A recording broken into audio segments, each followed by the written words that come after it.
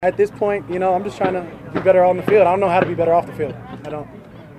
Cam, you said the socks are locker. Are there more than one pair? Are you wearing the same Absolutely. pair No, every these day? are fresh pairs every day. You These are one and dones. I've got a little corner full of I'm running low though. I got like 2 pairs left. I just found out the company who sent them. I'm not sure how to say it out loud, so I'm not going to say it out loud. But just know more pairs on the way. You excited about the Madden release today? I don't know. I've been playing Madden for a while. You guys are late. Do you play as yourself? I do. I'm not a fan this year because I can't drop myself into a 2-point stance. Once you're on D-line play, unless you're in like a 3-4 situation, you can't make yourself an outside linebacker. I usually like to stand myself up. I like to throw D-line stunts in there, whether the game wants it to or not. Do you ever drop yourself in coverage? Absolutely. When you're going against, never mind. When you're going against a quarterback who likes checkdowns, then it's easy to boost your stats on the game. Are player ratings that big of a discussion now in the locker room? I mean, for ego for like a week. You get over it. I mean, at the end of the day, it's not going to help us win any games. You wish you get a little bit more respect than you deserve.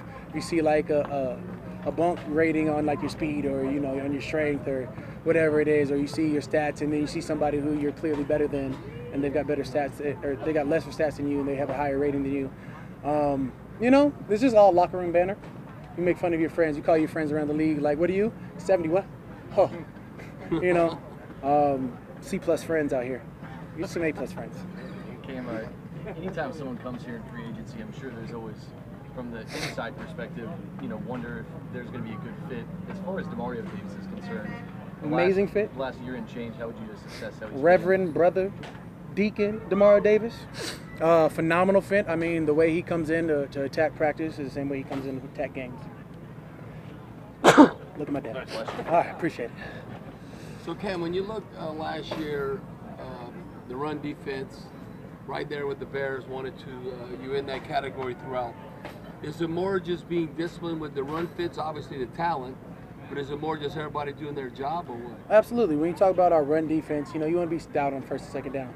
If you want to have fun, you got to play first and second down the right way. You want to pass rush, you got to get to third down. You got to get them in a manageable distance. So it's got to be on the interior. It's got to be on the front 7, and that's the pressure you put on. When it comes down to third down, that's when you rely on your secondary, your linebacker core, and your pass rushers get after the running back or quarterback. Cam, do you try to mentor some of the younger guys now a little bit more? Absolutely not. I kick them to the side. I roll them in the ditch, and I hope they don't come out. No, absolutely. I mean, anything I can do to make the man beside me, the man behind me better, I'm always trying to give some sort of advice. I'm trying to give $1 million game for 99 cents, but, we all try our best. I mean, if you're not trying to push your other person to get better, like I'm always trying to push Marcus to do better, to be better, to be faster, because, I mean, he's a freak of nature. So if he can push him a little bit better, it's going to push me to be a little bit farther.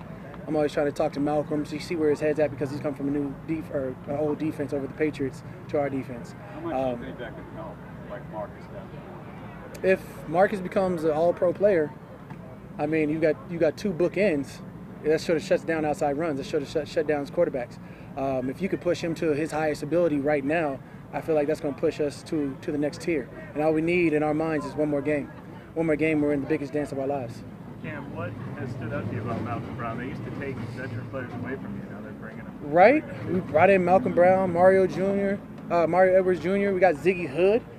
Haven't heard Ziggy Hood in a minute, and he's come in, and there's veteran presence. You talk about Malcolm Brown and his stout run technique, but also his drive to play the run. Like, he comes in and tells you, I'm here for this first, second down action.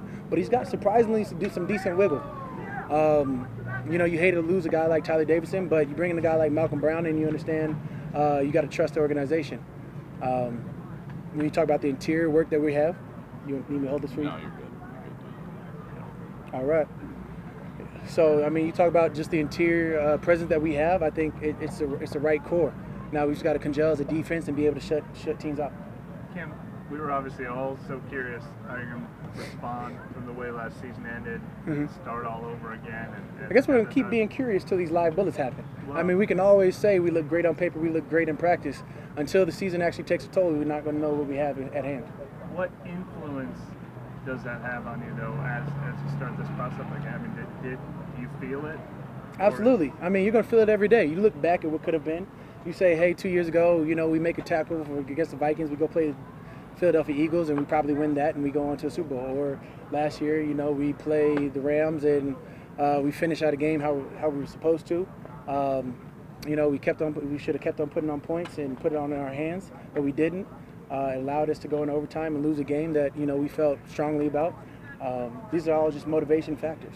We talk about motivating factors to not only push yourself through the offseason, come in the best shape of your life, push guys beside you, push guys behind you, and push the offensive lineman in front of you. Makes you better and stronger as a team. In that retrospect, if you're not trying to get better, you're trying to get worse, and we're always trying to get better. Do you think you feel more motivation from it than it's hard to start all over again? If you're not trying to get better, you're trying to get worse. And we're not trying to get worse, we're trying to get better. So we're always going to push ourselves to the limit. Cam, I know you always you did some work at NFL Network. You're reporting yesterday with Michael Thomas.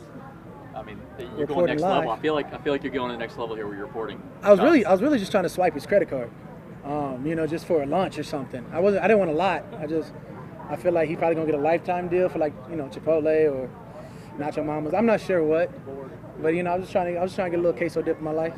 When y'all two hug, that's a lot of money. That's a lot of contract between the two of y'all this offseason. Doubt. Right, you felt it. I was hoping it was going to tilt a little in my favor and just sort of drop a little, but it's cool.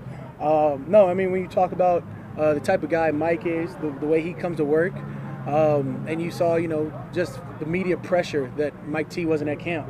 He comes in and he's been working out. He comes in and he looks leaner than he did last year, stronger than he did last year. He actually looks like, you know, whatever he's doing, he might look faster. I'm not saying he's going to be the best, but I'm saying he's aiming for number one. Cam, as far as the red zone today defense, how do you think you guys played? We've got things. I don't know. I mean, we've got things to clean up. Luckily, we're still in practice. So luckily, we still have like another week of practice for our first game. We got a lot of things to clean up.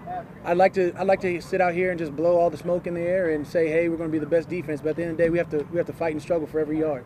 We're going against a high-powered offense like that, led by Drew Brees and Teddy Bridgewater, respectively for the ones and twos. You know, you talk about what they're bringing to the game, and this is something that's going to make us better.